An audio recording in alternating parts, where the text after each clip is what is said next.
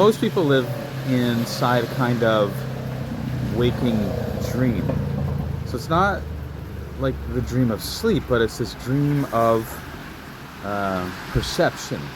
This is where our thoughts, emotions, and memories they become confused for reality itself. And we look at the world through the tiny window of our senses, interpret what we see, add our personal stories, these narratives, and we call that truth. But this kind of truth is partial. It's built from fragments. So our brains are like artists working from incomplete sketches, filling in the blanks based on what they already believe, fear, or what they desire. And from that, we construct a world.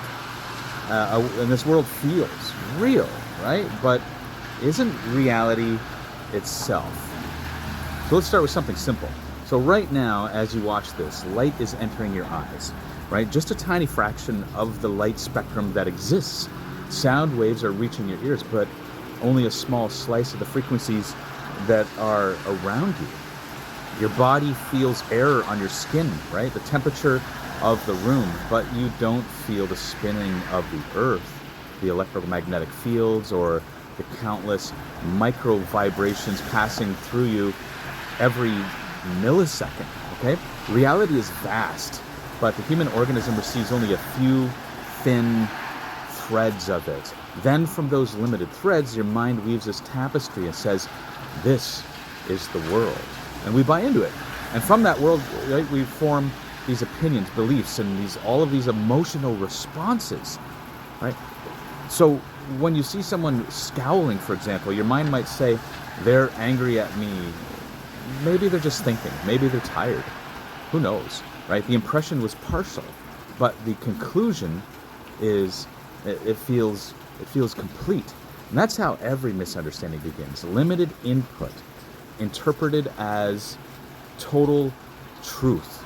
We rarely ask open questions with curiosity. Anyways, from these fragments, we create meaning. We interpret, react, we defend. So imagine someone doesn't reply to your message for a day.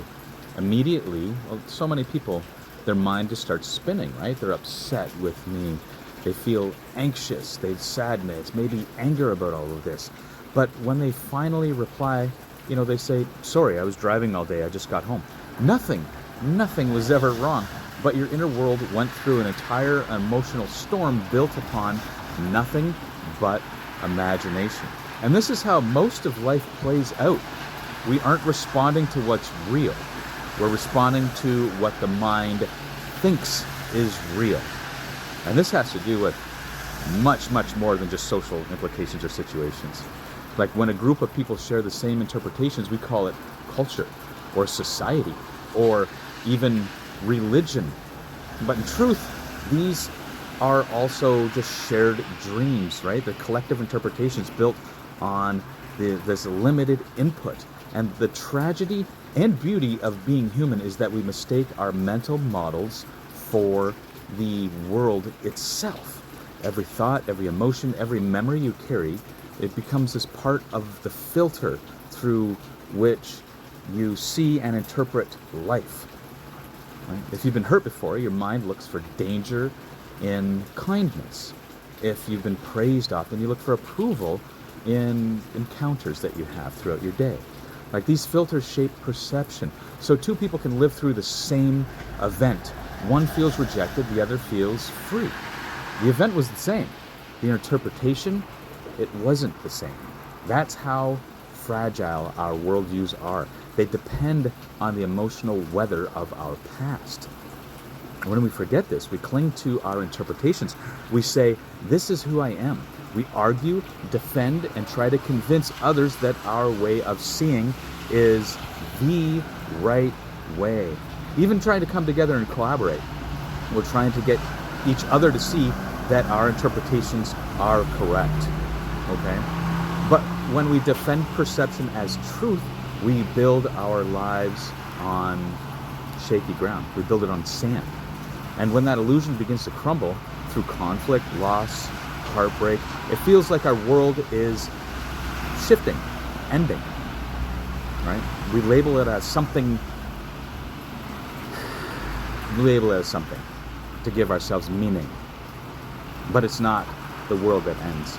And this meaning that we're giving it is just still based upon our misperceptions and interpretation, to give ourselves something that feels more solid, but is once again just built upon sand again. In the ancient yogic philosophy, this confusion is called Maya. And Maya means illusion. And it's not an illusion as in non-existent, but it's illusion as in misperceived. Like you see a rope in the dark and you mistake it for a snake. So you jump back and you're terrified. Like your fear is real. That occurs. But it's based on misperception. This is what happens constantly in the human mind. We see partial truth and react as if it were the whole truth. Maya is the human condition of being lost within our own thoughts, emotions, and interpretations, and believing that those inner states are reality. That's why it's said that most people are dreaming while awake. They think their reactions, their moods, and their thoughts define them. They say, that's just being human. But that's not being human. That's being hypnotized by your own mind. It's living inside the movie and forgetting you're the screen that is projected on. So, how do we wake up? How do we step out of this endless loop of interpretation and reaction? It's difficult, and we're going to find ourselves ebbing and flowing. But what we do is we develop what is called the witness perspective, Atman.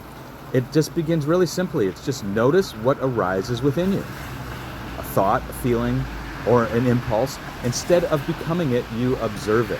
And you're not trying to stop a thought. You're learning to see thought. When anger arises, you say inwardly, anger is here, right? Rather than I am angry. Or sadness is visiting, right? We don't suppress or regress ever. If we suppress or regress, these lead us to further obstruction, obstacles, and clinging. We make ourselves our lives more difficult, and the lives of others.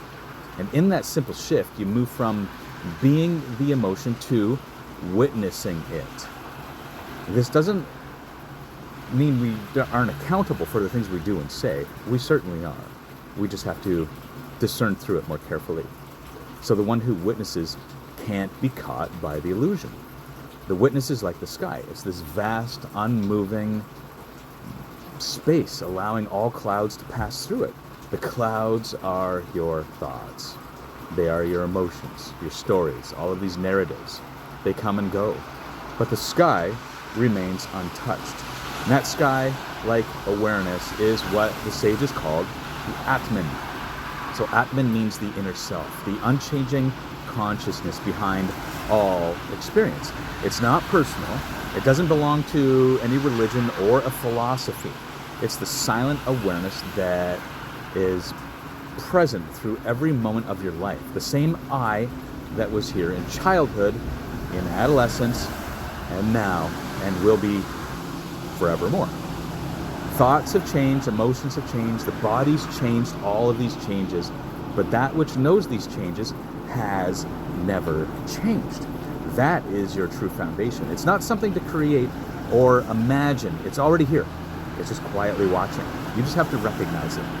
When you rest in that awareness, the dream of separation begins to dissolve. You stop clinging to opinions as identity or emotions as truth, and you begin to experience life directly without distortion. But like I said, life ebbs and flows. And there will be times, as you're going through and recognizing this, that these reflexive tendencies, habits, behaviors will pop up. Just step back and witness them. Like you still love, you still live, you feel, but now from clarity instead of confusion. You realize that what you called being human was a limited version of your real nature. And when the illusion falls away, what remains is peace. Not because you achieved it, but because it was always there. Right? That is awakening from the waking dream. This is the realization of Atman. This is the end of Maya. It could be another version of it, though. We have to step back and question that as well, and just remain in that witness state. At some point, without interpretation, a label, or a notion of what that Atman is. Just a pure, unadulterated awareness. You are not your thoughts, you are that which sees them. And in that seeing, you are already free.